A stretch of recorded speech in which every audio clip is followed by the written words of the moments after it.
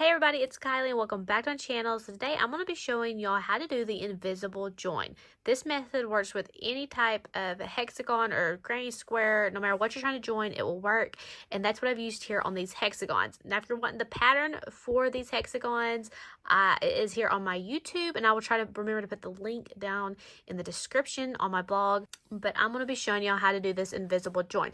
And you can see why it's called the invisible join, because you can't really hardly see it. And I love how this method gives a pretty edge, so it just looks like they're joined all by themselves invisibly. But before we go any farther in this tutorial, if you have not yet subscribed to my YouTube channel, make sure to subscribe so you'll never miss another crochet pattern or tutorial, and we'll jump right into it.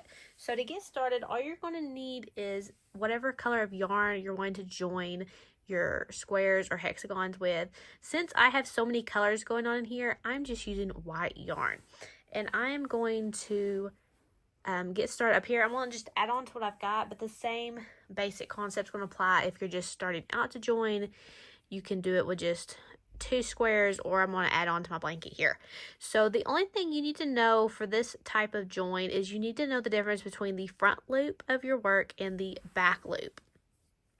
So simply, the front loop is the loop closest to the front side of your work, and the back loop is the loop closest to the back of your work. So front loop, back loop.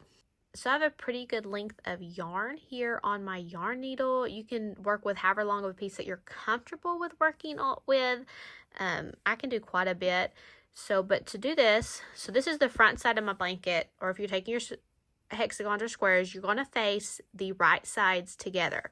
So I'm going to lay this one with the front down on the front, and I'm going to start connecting it right here.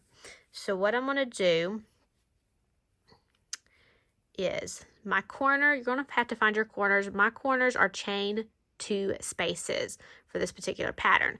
So I am going to start in the chain stitch closest to this double crochet on the side we're joining. So to do this, all we're going to do is we're going to go in the back loop of each hexagon only and just pull our yarn through just that back loop. So there's the back loop.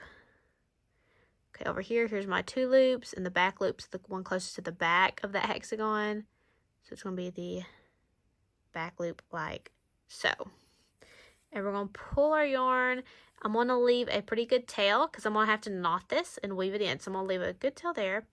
And then basically all you're going to do is continue going in the back loops only of each stitch across, going up and down, back and forth. So with this way, I'm now going to come back towards myself in the next stitch.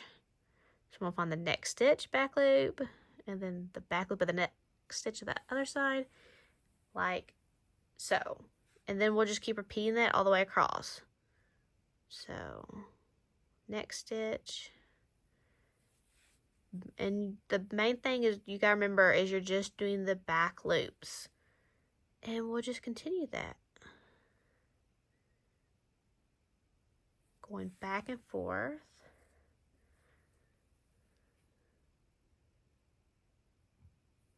Like so. And work all the way down here, and as long as you get your squares or hexagons lined up, you will be okay. You just have to make sure you line them up and you're going the same stitch on each side,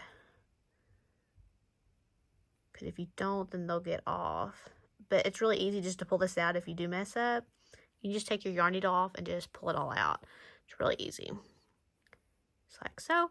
Okay, and then we're here to the corner, so I'm going to go in the first chain stitch on this one, and then on that side, like so.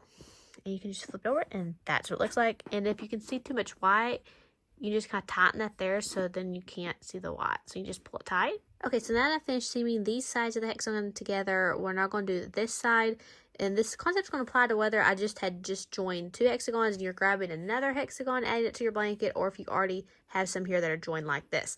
So what I'm going to do is I'm going to fold now it over this way so I can see what's going on over here.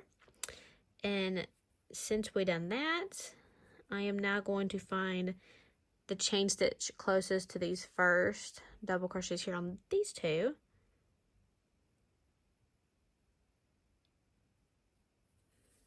And just continue the same pattern across.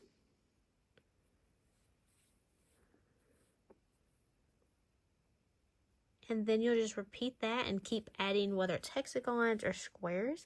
And that is how easy it is to do the invisible join. So I hope y'all found this tutorial helpful. If you did, be sure to subscribe if you have not yet to my YouTube channel. And thanks so much for watching.